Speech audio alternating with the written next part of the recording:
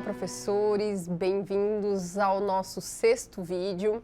Nesse sexto vídeo, eu vou trazer um assunto mais voltado à saúde mental, mais à minha prática como psiquiatra da infância e adolescência. E certamente vocês vêm enfrentando isso, de olhar algumas mudanças, alguns alunos com mais dificuldades e muitas vezes sem ferramentas para saber, poxa, o que eu faço com isso? Então eu começo dizendo que sim, estamos vivendo momentos muito difíceis em termos de saúde mental, em que há um aumento de número de crianças e adolescentes com sofrimento mental, e talvez esse seja um primeiro mito a ser desmistificado, que criança e adolescente não sofre, ou que criança e adolescente não tem depressão, ansiedade ou qualquer outro transtorno mental. Isso é um mito. As crianças têm sim, e elas são inclusive mais vulneráveis a boa parte dos adoecimentos por estarem exatamente nesse momento de construção do seu aparato socioemocional. Então elas são mais vulneráveis e elas sofrem bastante com as adversidades, inclusive podendo desenvolver quadros depressivos, ansiosos.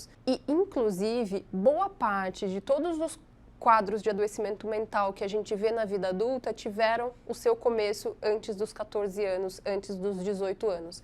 Até 75% de todos os adoecimentos mentais que a gente vai captar, que a gente vai diagnosticar na vida adulta, tiveram um começo na infância e na adolescência. E é muito comum a gente negligenciar, a gente minimizar, a gente atribuir ao contexto, a gente atribuir à fase da vida daquela criança e daquele adolescente. E quando a gente negligencia dessa forma, a gente perde a oportunidade de cuidar. E o cuidado intensivo, o cuidado em saúde mental rigoroso é o que vai permitir que essa criança siga, se recupere e siga uma vida adulta saudável.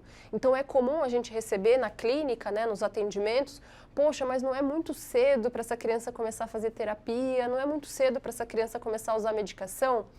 A lógica é o contrário, é muito cedo para essa criança estar adoecida. E tudo que eu puder fazer para que essa criança saia desse adoecimento vai prevenir que ela tenha desfechos, que ela tenha consequências piores na vida adulta dela. Então é por isso que eu estou falando com vocês hoje sobre doenças, sobre problemas, sobre o que não dá certo na vida dessas crianças e como a gente pode ajudá-las. E aí, didaticamente, a gente pode dividir os problemas clínicos das crianças e dos adolescentes, quando a gente fala de problemas psiquiátricos, em três áreas.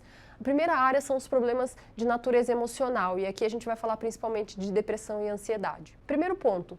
Como que eu diferencio uma depressão de uma tristeza comum, né? De algo que é mais corriqueiro, de algo que é reacional a um problema que a criança está vivendo. Então, voltando ao exemplo da separação conjugal ou de algum problema financeiro muito grave na família ou da perda de um ente querido. Então, existe uma situação, um gatilho a partir do qual aquela criança se recolhe e ela vive aquele sofrimento a partir daquilo que ela está vivendo, e isso pode ou não se transformar ou caminhar para um quadro como uma depressão, por exemplo. Então, uma das formas que a gente vai diferenciar é tempo. Né? Quando a gente está diante de um evento estressante e reage com tristeza, isso é natural da nossa existência, é uma reação saudável àquele fator estressor. Isso faz parte desse enfrentamento da vida.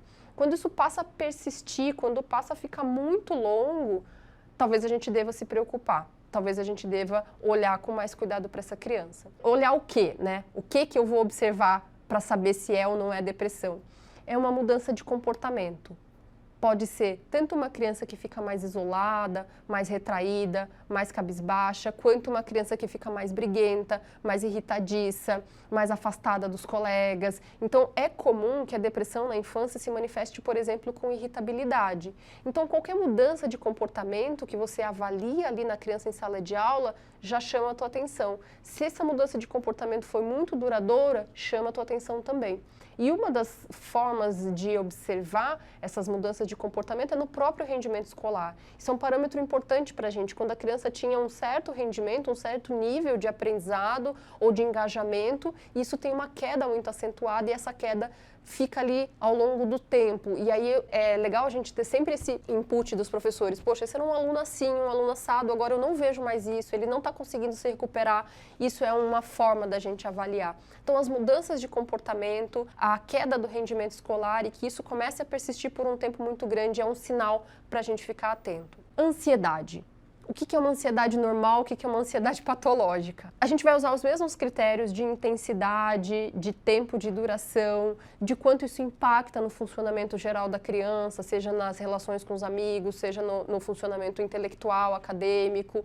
E a ansiedade, ele também é uma sensação, um sentimento protetor na nossa existência, né? Eu preciso ter um nível de ansiedade para eu ter prontidão para ação, né? Se eu ficar muito anestesiado, muito zen, pode cair o mundo, eu vou estar aqui zen, né? Então, um tanto de ansiedade me prepara para atuar. Então, assim, ansiedade véspera de prova, é normal uma criança ter ansiedade véspera de prova? Não só é normal, como é desejável. Se uma criança não fica ansiosa antes da prova, ela não vai estudar e ela não está nem aí para o resultado da prova. Então, o nível de ansiedade é natural. Agora, uma criança que não dorme, uma criança que não come, ou que come em excesso, ou que começa a sentir dor de barriga, ou começa a ter diarreia, ou começa a vomitar antes de prova, e a gente começa a perceber esse link da prova com os sintomas físicos, por exemplo, é um sinal de alerta. E aqui uma dica importante quando a gente fala de ansiedade.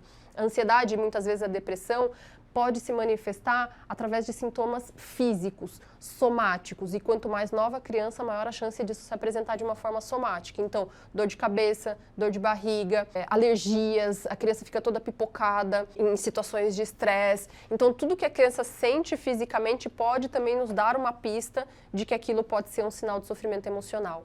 Então, falamos de problemas emocionais, em geral, depressão e ansiedade, como diferenciar uma depressão de uma tristeza comum, como diferenciar uma ansiedade patológica de uma ansiedade natural para o cotidiano. Só mais um adendo em relação à ansiedade. A ansiedade tem sido muito comum no retorno às atividades presenciais. A gente passou muito tempo anestesiado em casa, né, sem grandes estímulos do ponto de vista social. Então, enfrentar o grupo, enfrentar o desafio acadêmico tem sido motivo de grande ansiedade. E o que melhor a gente pode fazer por essas crianças e por esses adolescentes é individualizar o problema. É olhar o que para aquela criança, para aquele adolescente está sendo tão difícil e ter um apoio junto com família. E aí aqui também uma coisa importante, não tenham medo de pedir ajuda, de sinalizar para a família, olha família, essa criança precisa de um apoio em saúde mental, precisa de um acesso a um serviço de saúde, porque a gente está entendendo que aqui na escola ela não está indo bem. Então, primeiro os problemas emocionais e em segundo momento os problemas comportamentais, do tipo irritabilidade, intolerância à frustração, agressividade, agitação, são aquelas crianças que dão muito trabalho em sala de aula, que estão sempre precisando de algum tipo de abordagem para que a sala de aula não se torne o caos. Isso pode ser um sinal de adoecimento mental? Pode. Isso pode ser reativo a um problema da vida da criança? Pode. Então, uma criança que está passando por uma situação de abuso emocional, de violência física, de violência doméstica, de separação conjugal, de problemas financeiros, de qualquer tipo de problema que não seja exclusivo ali da escola, ela pode trazer toda essa bagagem para a escola e pode manifestar ali na escola sinais de irritabilidade, de impulsividade, de agitação e até mesmo de agressividade. Porque uma criança problema, geralmente ela é tratada com hostilidade, né? Então você vai receber uma advertência, você vai receber uma suspensão, você fez errado. E se a gente não olha para o que está atrás disso, para o que vem de dentro dessa criança para que ela manifeste esse comportamento irritado e agressivo, a gente pode negligenciar um cuidado. Então, também é uma criança que precisa ser vista. E uma terceira área dos problemas que vocês podem enfrentar em sala de aula são os problemas de desenvolvimento.